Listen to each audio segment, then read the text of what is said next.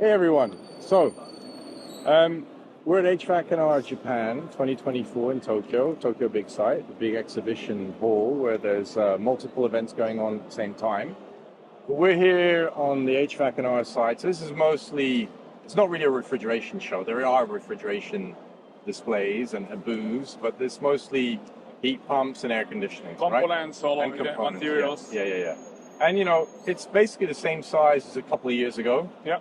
Right? It hasn't really grown in that sense. It's not nowhere close to like a chill venter, but it is the event for the Japanese market. And we wanted to kind of share some of the highlights that we've seen over the last couple of days that we think are relevant from a natural refrigerant perspective. So I guess I can start. For me, one of the messages here is that you've got an international player, a European player, SCM Frigo, who are very present in the Asia Pacific region and globally. They found a local partner and they're bringing CO2 racks and condensing units manufactured in Europe to the Japanese market. So this is the first time where you've got a European manufacturer coming to Japan, trying to then develop projects using European technology in the Japanese market, which safe to say that it's often been considered quite a closed market, very hard for new entrants to come in. So for me, that's a big news. That's a big deal.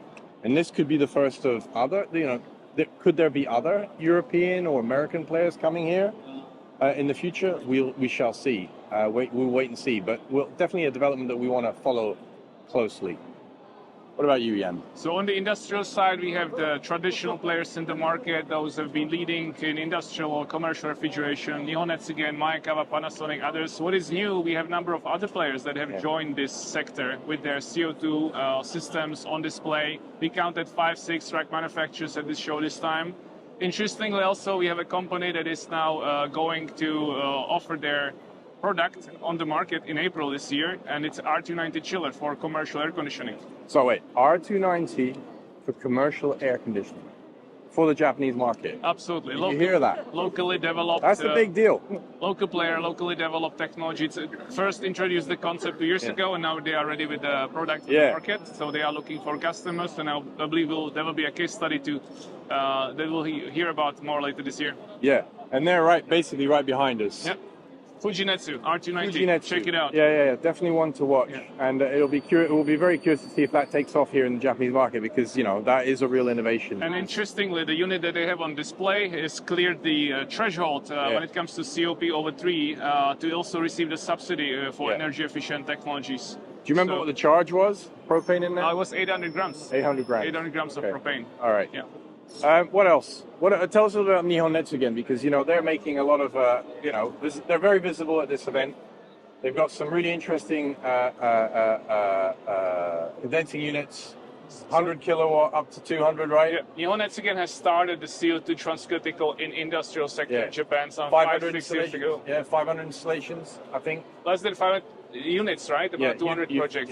Yeah. So they have been extending the lineup ever since the launch. We are now talking about racks of up to 130, 140 kilowatts. Okay. So the lineup has been extended. There's more variations. There will be new features introduced next week at the Atmosphere Asia Pacific Summit, including the heat reclaim. So the local manufacturers are now introducing the features that we have known in Europe for some time, the integration, heating and cooling using the excess heat for additional functions. So there's a lot of innovation here. There's plenty of space for more. Japan still have more than 5,000 facilities with R22. So there is really plenty of opportunity for every manufacturer, the domestic and international ones. What we see number of component suppliers at the show coming with their pipes and then valves and tools, etc. So it's interesting. The market is dynamic. Yeah, international players. Yep. But one thing, let's not forget the context, right? We're at this HVACR show, and the vast majority of solutions are synthetics, and we've seen lots of new blends, HFO blends, all PFAS, and that is really not a topic here. People do know about PFAS, which is great. If I compare that to, say, maybe the US market or the AHR Expo was recently. But they're not really paying attention to the PFAS issue as we say maybe we have in Europe right now. But definitely something to watch. Interestingly, PFAS is not really mentioned on their materials, but when you ask, they know. They are aware that something definitely know. the restriction is coming, and just Japan is not yet decided which direction to go. So yeah, but for now, they're all promoting, vast majority are promoting these HFO blends. Yep. What else? Anything else? That's about it. Stay tuned. Next week, Atmosphere Asia Pacific Summit for more. Yeah, going at refs. Bye, everyone.